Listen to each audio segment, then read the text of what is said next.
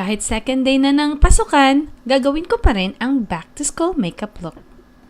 So, marami kayong pwedeng maging option. Pwede itong BB cream, and since marami nang gumagamit nito, I'll use another one.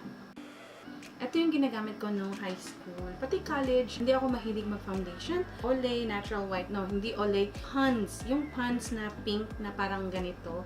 It gives me like pinkish cheeks. Ganon. I also use Tender Care baby powder. But I always start with a clean face. Kung meron akong Eskinol ang gagamitin ko. But since today I'm trying to use another product, Glutalight ng Personal Collection. I already put this on my face. And then, Belo Moisturizing Sunscreen. Magandang-maganda ito kasi pag sa school ka, hindi covered ang inyong mga daanan, at least protected ka. This is moisturizer and sunscreen in one. Importante dito, noo, kasi yung mga prominent part ng face, ito, yan. Yun talaga ang naaarawan. Kaya, yan ang importante. Since I don't have the Pond's day cream, Olay Natural White. At saka advice ko sa mga high school students is maganda pa ang mga skin. Kahit mga college students, maganda pa ang skin dahil bata pa yung skin nyo. So, enjoy that one. Huwag magmamadaling mag-foundation. Enjoy nyo muna yung youthful looking skin. But, kailangan din na habang bata pa, protected ang ating mga skin against harsh weather. Kahit papano, may layers of protection there. Hindi skin agad-agad ang naaarawan, naalikabukan. So next, powder. Since wala akong Tender Care powder or Johnson's baby powder ngayon, yun na lang ang gagamitin. Basta ang importante, malinis ang ating skin. So pulbo lang, matagal siya ma-oil. And then, syempre, kilay. So, for kilay naman, itong gagamitin ko, itong Now na eyebrow pencil. Murang-mura lang talaga to. But since hindi ako magaling magkilay, stencil lang ako. Alam ko, hindi ako marunong gumamit ng stencil. Sabi nila, yung straight daw na brows ay nakaka-genius tingnan. So, yung kilay ko rounded. I don't know how I'm gonna do that. Natural brow.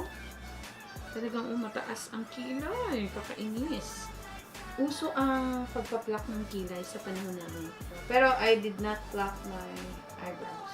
Parang weird para sa akin. I always want a natural look. Ayan. So, sabi nila, kahit wala kang tsetche-bureche sa mukha, pag pa-form ang kilay mo at maganda ang skin, pwede na yan. Kung meron kayong eyeshadow, pwede na rin yung eyeshadow na parang grayish brown. Maganda daw yun sa maitim na buhok. Huwag nyo na rin masyadong i-mind yung aking eye bags kasi malaki talaga yan no matter what. Ang gagamitin ko ngayon pala ay ito. Maraming lip tint available sa Etude House, yung mga Korean. Marami din namang local brand na lip tint. Drunk blush effect. Ayan, dinagdagan ko ng aking lip tint. So, mag-powder lang.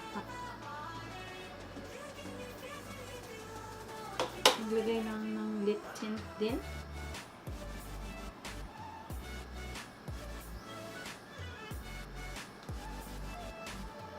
Gusto ko yung palabas, bali dark dito sa loob, fading out siya. Parang kumain ka lang ng popsicle. Naturally naman, itong baba lang talagang pulang-pula. Kasi pag pula na dito, hindi na siya natural look. Comfortable ako sa tint kasi, hindi siya nagbubuo-buo. Kasi yung lipstick kasi, yung nasa bullet, pwede nyo nang i-stop dito. Kung gusto nyo i-level up, mascara, pag high school pa lang, spare nyo muna, huwag masyadong maglagay ng makeup.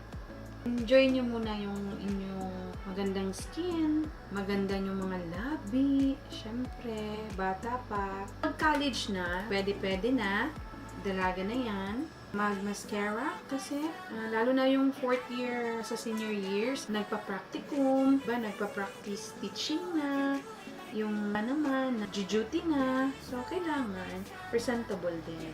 Lalo na pag may uniform, maganda yung may makeup kasi you look put together, di ba? Makeup is just makeup, natatanggal din yan. Hindi siya healthy na gawing parang mascara na natin. So, you're ready na to face your day. Nagyan ko lang ng parang nag-wear ako ng uniform. Kuha mo na ako ng libro.